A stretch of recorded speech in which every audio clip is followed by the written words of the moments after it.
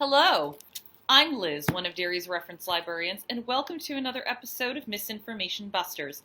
Once a week, we tackle a rumor or a false or misunderstood story, and we try to separate fact from fiction. This week, we're talking about Texas and the question of what is at fault for the power failures down there. So, what's the story? Last weekend, or more accurately, 2 weekends ago, a massive storm and Arctic air hit the Midwest and reached south, hitting Texas. Up here in New Hampshire, we are used to that. But in Texas, it seems like the state has ground to a halt, or at least really slowed down. The worst hit by the storm, the state's power grid, which is separate from the national grid, and it's failed due to unprecedented snow, ice, and frigid temperatures. And the dangerous result of this is now millions of Texans are without power, trying to wait out a cold that they're not used to, and dealing with hunger, property damage, and even death. And by the way, I see some Northerners laughing at this, and that is not cool. That's like Californians laughing at us for not being prepared for a big earthquake. Not to mention the fact that people are cold, hungry, and have died. And in the midst of this, people are obviously looking for answers. And some people have been pointing to the wind farms and renewables in general as a reason that the power grid failed. So, what are the facts?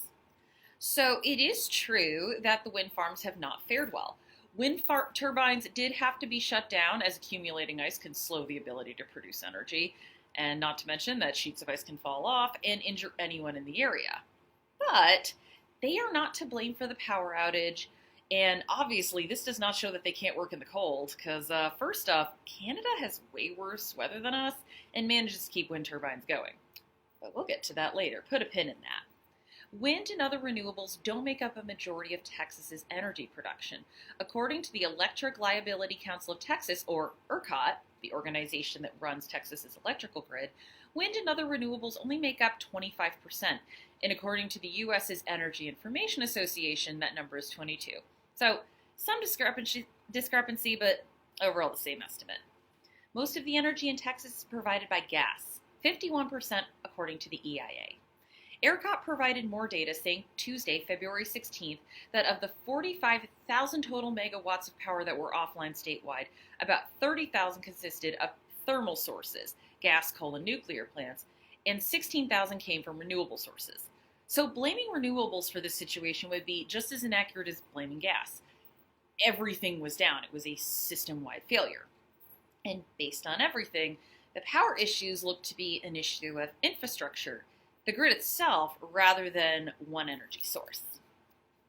NHPR recently talked to Dan Dolan of the New England Power Generators Association about whether or not a Texas-style blackout could happen here, and Dolan replied that winter is normal in New England. We're prepared for these things. Texas is not. Quote, the problem in Texas is that it's not normal there. This is a once in 50, 1 in 100 years type of event. And given that, the overall energy infrastructure system has not been developed and constructed with this type of severe weather in mind.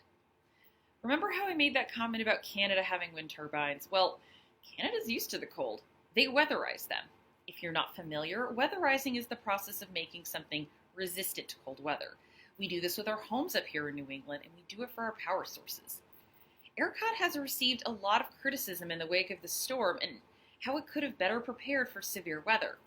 Ed Hers, an energy fellow at the Department of Economics at the University of Houston, did not mince words when he said that ERCOT did not maintain these power plants or invest in preparing them. Quote, the ERCOT grid has collapsed in the exact same manner as the old Soviet Union. It limped along on underinvestment and neglect until it finally broke under predictable circumstances. And he's not the only power expert to say that failure to weatherize is a factor here. And at first glance, it makes sense why a state like Texas wouldn't weatherize, as cold weather isn't something they deal with often. But if there are warnings... On February 18th, the Houston Chronicle reported that a federal report 10 years ago recommended weatherizing power plants after a cold snap left millions without power in 2011. And remember, Texas is not a part of the national grid, so these were just recommendations. And unfortunately, millions are experiencing the consequences of ignoring those recommendations right now.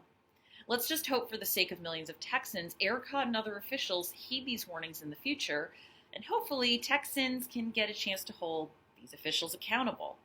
In the meantime, if you want to help everyday Texans, consider giving to food banks like the Houston Food Bank and mutual aid funds like Feed the People Dallas or Austin Mutual Aid. I've included an article below with the list. Thank you for watching, and as always, check for our sources in the comments, and feel free to research using our EBSCO databases available through the library's website, and I will see you next week.